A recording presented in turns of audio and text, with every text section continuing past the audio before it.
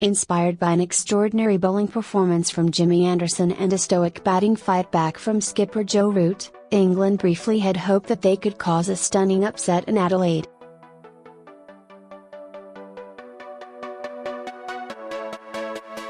But ultimately they were towelled up by 120 runs and go to the third test in Perth desperately seeking answers on how to avoid another whitewash.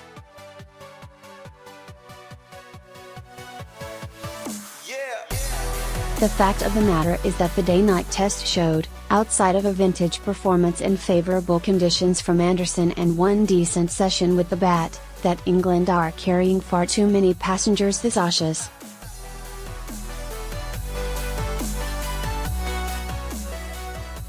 Changes will need to be made ahead of the Wake Test if they're to give themselves any chance of fighting their way back into this series.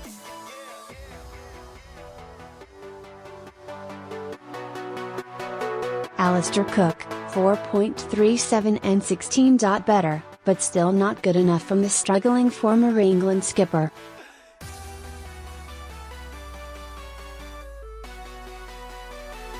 Cook looked to have finally got the monkey off his back when he put on his best score for the tour, but got out to a poor shot in the first innings and rode his luck in the second dig when he was given a reprieve from some poor umpiring and some sloppy Australian fielding.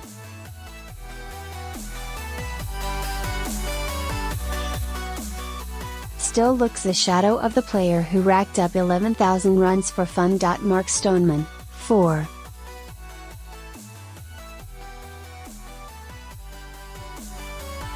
and 36. England's most dependable bat in the first test, and in the tour as a whole, Stoneman was a disappointment in Adelaide, falling victim to a Mitchell start twice.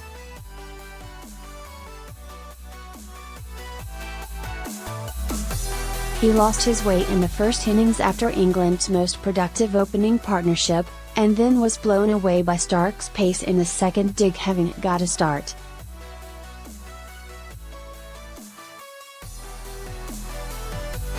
England needs someone to set a foundation. James Vince, 2.2 and 15. Is out of his depth at test level and looks a walking wicket against Australia's fearsome pace attack.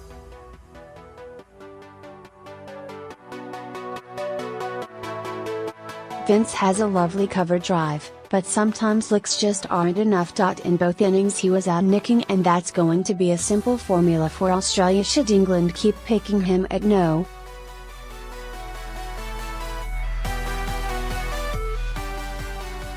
The tourists would be better served playing Root up a spot. Joe Root, 7.5.9 and 67.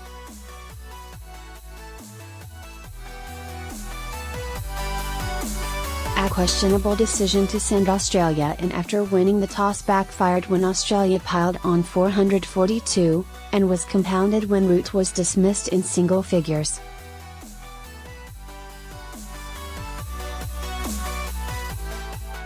But he turned the game with a gutsy captain's knock that Australia fretting when they went to bed on Tuesday night.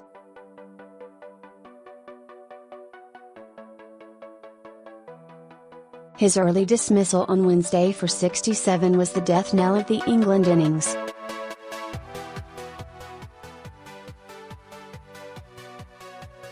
David Malin, 5.19 and 29. Another poor return for the England middle order batsman, who got 2 starts but couldn't convert.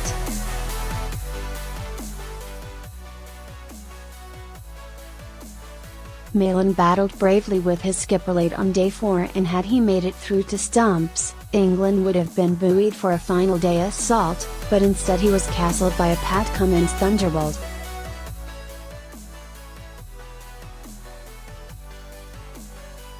And we all know how Wednesday ended up with Malin back in the sheds. Moeen Ali, 3.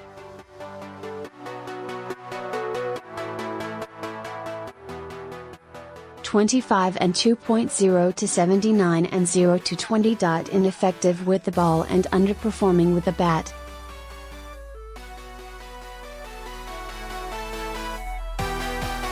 Moeen's finger injury has taken away his impact as England's frontline spinner, but he isn't delivering enough to be considered a specialist batsman either.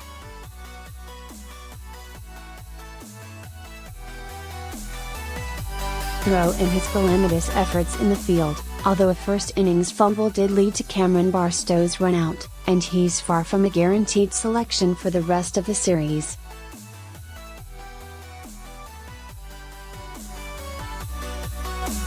Johnny Barstow, 5.21 and 36. Fell to a freak caught and bowled to Mitchell Starc when looking in good touch in the first innings, and there was absolutely nothing he could do about it.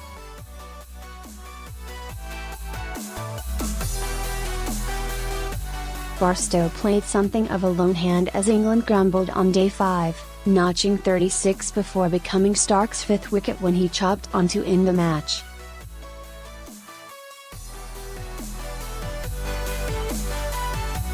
Should be batting higher. Chris Wokes, 7.1 to 84 and 4 to 36.36 and 5. Bowled superbly under lights on Wednesday night as England roared back into the contest, and also contributed to England's best partnership of England's first innings, putting on 66 with debutant Craig Overton.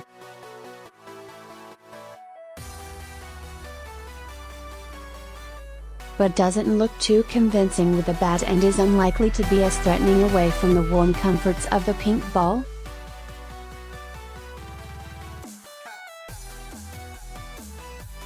Craig Overton, 7.5.3 to 105 and 1 to 11.41 not out and 7. An excellent debut for the 23-year-old who can name Steve Smith as his first Test wicket.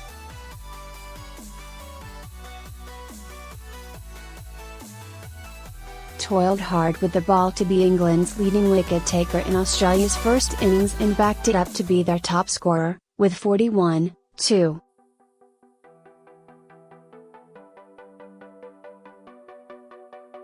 Took a fine outfield catch to remove Tim Paine in the second innings and polish off a well-rounded debut.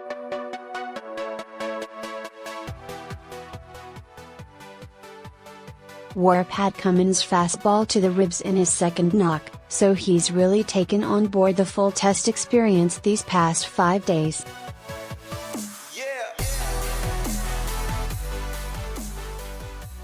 Stuart Broad, 5.2 to 72 and 0 to 26. Struggled along with the rest of the England attack in the first innings and didn't get just reward for his tight, aggressive bowling in the second innings.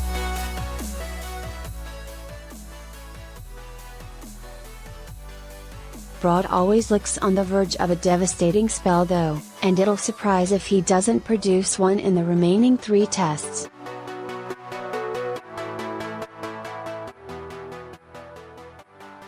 Jimmy Anderson, 7.5.1 to 74 and 5 to 43. The king of swing picked up his best figures in Australia, claiming a maiden 5-wicket haul in a devastating showing in the second innings.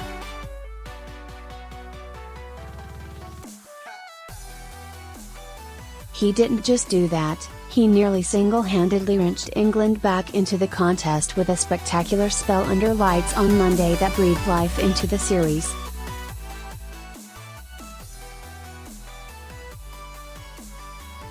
Even at 35 years of age, Anderson is a genuine star and he may have finally unlocked the secret to bowling in Australia, by pitching it up.